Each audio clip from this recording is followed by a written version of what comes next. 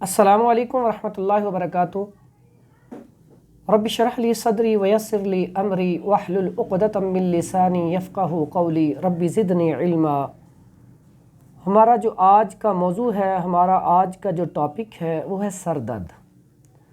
یہ سر درد ایسا مسئلہ ہے کہ جب کسی کے سر کو درد ہوتی ہے وہ اتنا پریشان ہو جاتا ہے، دل کرتا ہے کہ دیوار کے اندر ٹکر مار دیں، اتنی زیادہ شدت ہوتی ہے۔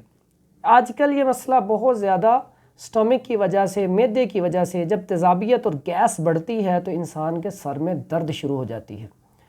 دوسرا مسئلہ ہے جب دماغ کے اندر رطوبات بڑھ جاتی ہیں، کوئی بھی ایسا ایشو، نزلہ، زکام، ایسے معاملات ہو جاتے ہیں، تب بھی سر کے اندر درد بہت زیادہ شروع ہو جاتی ہے۔ بعض اوقات پریشانی کی وجہ سے سر میں درد شروع ہو جاتی ہے۔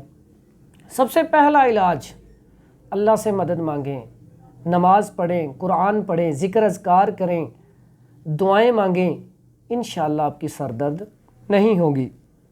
اس کے بعد آپ اپنے معدے کا خیال رکھیں۔ اگر معدے کی وجہ سے ہو تو اس میں سب سے بہترین جوارش جالینوس معجون ہے، بڑا بہترین علاج ہے۔ یا پودینہ گھر میں ہر کسی کے گھر میں ہوتا ہے، پودینہ اور اجوائن، اس کا کعوہ بنا کے پی لیں۔ اس سے بھی تیز ترین ایک علاج بتا دیتا ہوں آپ کو، جو میرے پاس اس کا رزلٹ 100% ہے۔ جتنے بھی پیشنٹ آتے ہیں سر میں درد بہت زیادہ ہے تو آپ صبح کے ٹائم پہ استقدوس لے لیں 5 گرام، دھنیا لے لیں 3 گرام اور کالی مرچ لے لیں 5 عدد۔ اس کا کعوہ بنا کے جب صبح سورج نکلتا ہے اس سے پہلے پی لیں۔ 3 دن یہ عمل کر لیں، انشاءاللہ سر میں درد نہیں ہوگی۔